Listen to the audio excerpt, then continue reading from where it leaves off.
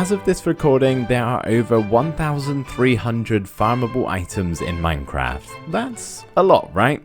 Maybe too many for one video. The majority of them don't really need a farm anyway, but there are quite a few that can be really helpful to set up in your world. Today I'm going to show you over 30 different farms that I've made in my multiple worlds. Before we start, I will preface this by saying a lot of these farms are not my own design, so there will be timestamps for each farm in the description along with the tutorial that I used, or a video of my own if I made it myself. Personally, I'm more of a builder and I usually like to cover up my farms so that they look nice, so maybe you'll get some ideas there too. But without further ado, let's begin. Something I think every player should build in their world is a creeper farm, unless you don't plan on using an elytra, of course. But when you get to a certain point in the game, flying just becomes the norm, so having an unlimited supply of rockets is going to be really useful. Plus you can craft tons of TNT, and who doesn't want that? Now, to make rockets, you also need paper, so a sugarcane farm is going to be a must too. You can get your hands on quite a lot of this stuff manually by building a big old field of it and punching away, but the farms are usually super simple and definitely worth the time investment. Maybe there's other mobs you would like to farm too, not just creepers, and in that case I'd recommend building a hostile mob farm, just like this one here. It's not the easiest to cover up, so I would suggest building it out of sight from your base. Not only does this produce and kill creepers, but skeletons, spiders, zombies, and witches too. So if any of these drops seem useful, aside from the gunpowder, a general mob farm might be for you. Now this probably isn't something you will build in the first few days of your world, but the drops can be super handy in the early game. Bones for bone mealing your crops, for example. So if you're lucky enough to find a dungeon whilst mining, you can turn it into a farm too. There are 4 common spawners you're likely to find: skeletons, zombies, spiders, and cave spiders.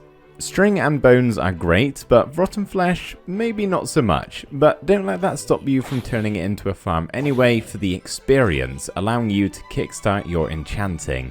It is worth mentioning that as long as you can kill the mobs by hand in any sort of farm, you can get XP from them. Just something to keep in mind. The next farm is a like and subscribe farm. Super efficient and very easy to build so long as you've got some lovely viewers who are enjoying the video. Thanks guys. Another farm that's super helpful to build in the early game is an AFK Fish Farm. These used to be the go-to source for mending books whilst you got started, until they buffed villager trading of course, but it can still be pretty nifty to have, plus they're insanely easy to build. So much so, they're a little bit of a controversial topic for the Minecraft community. Some people like them, some people don't, but you do you. It doesn't matter. If you want to improve on the efficiency of your cow, sheep or pig pen that you've got set up, you can semi-automate it a bit, and it's actually super simple.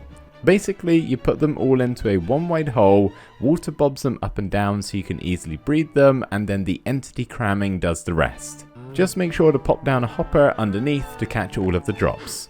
A farm that I build in all of my worlds is an iron farm. It always surprises me just how much iron is used in so many different crafting recipes. Having to go out and mine all of it gets real old real quick. Having a constant stream of the stuff is much better. It doesn't even have to be uber efficient, just a trickle coming through will still help you out. It does require villagers however, so why not set up a villager farm, aka a villager breeder. And if you've got one of those, well, you may as well just make an entire villager trading hall, which is basically just a farm for all of these items that you can get through trading. Seriously, if you plan on keeping your world for a while, a good villager trading hall is going to go a long way. Similarly to villager trading, we have Piglin Bartering, which also produces some incredibly helpful drops such as quartz, gravel, obsidian, string, and many more.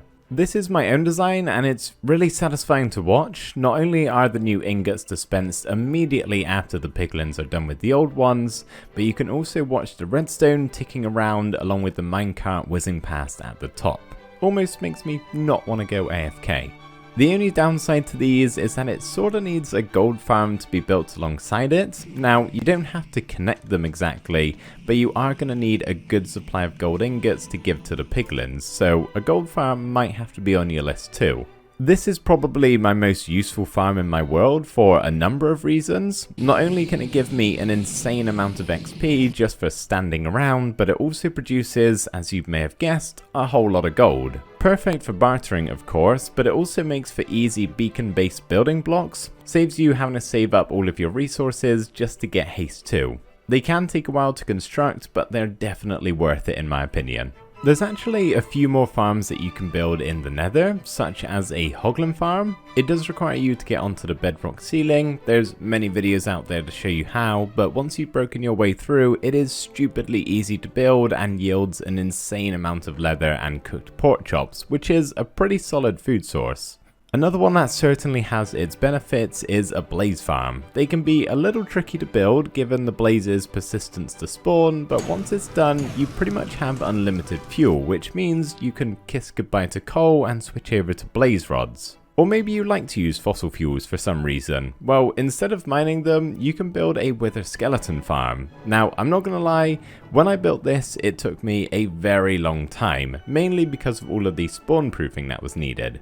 It does give you lots of coal and bones, as well as way more wither skeleton skulls than you know what to do with. Unless of course you want to start using beacons to decorate, and in that case, I don't think you have a choice than to actually build this farm. Now there's a whole bunch of different plants that you can farm in this game. I'm sure most of them are pretty well known, so let's rattle through the list now. Of course we have wheat, carrot, potato and beetroot. You can automate this process by putting farmer villagers to work, using water to wash away the crops, or even building some micro farms, which I'll touch on again in a bit. We've previously mentioned sugarcane, but there's also bamboo, now more helpful than ever considering it can be crafted into wood. You can get a whole bunch of this stuff by piecing together a flying machine to ram through it all. Of course there's pumpkin and melon farms too, very helpful for trading with villagers.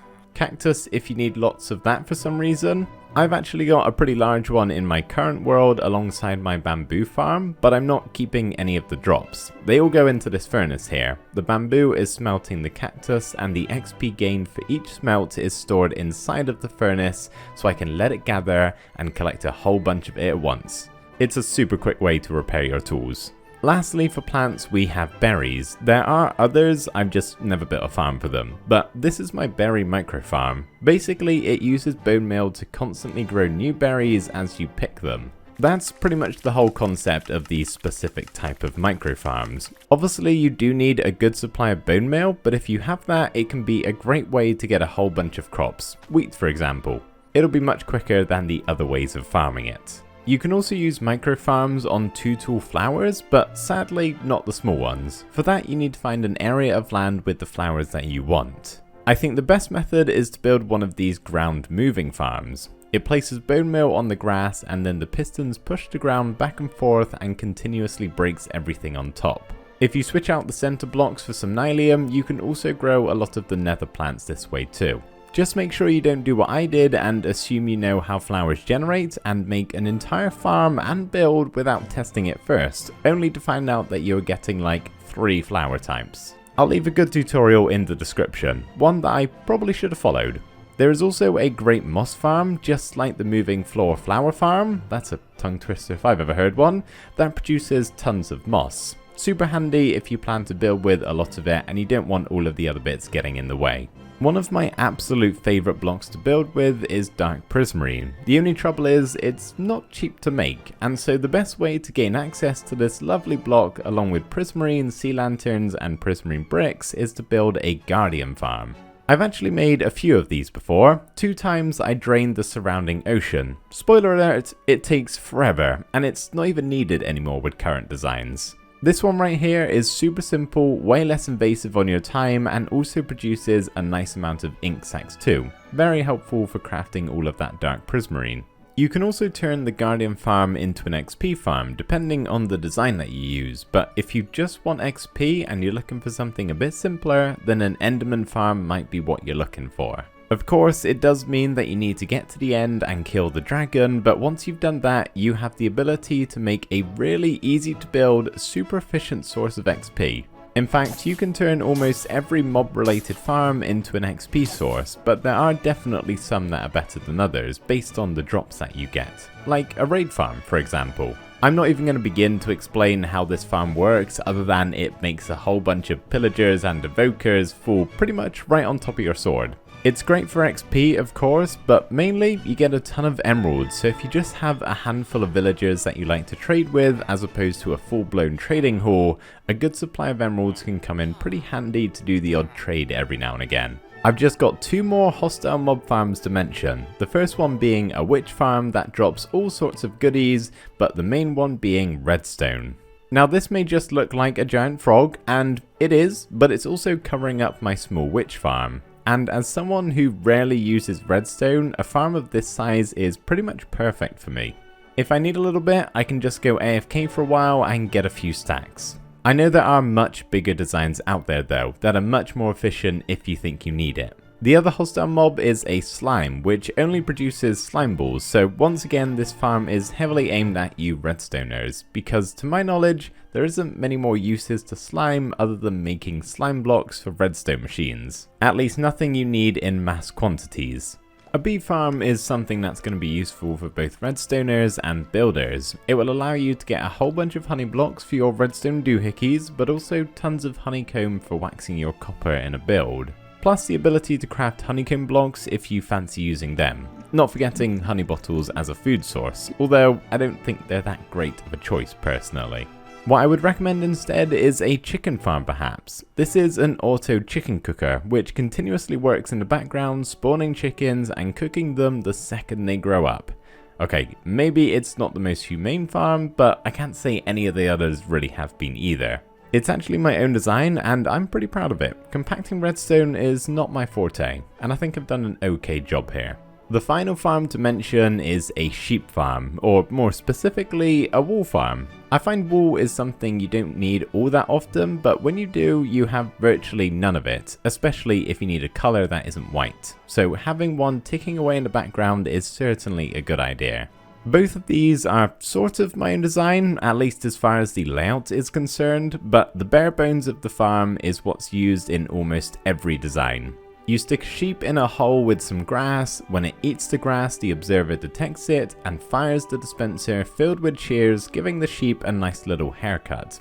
You can then choose what to do with the drops after. Maybe shoot them out into a big old hole with a glass ceiling so you can watch it work. Very satisfying.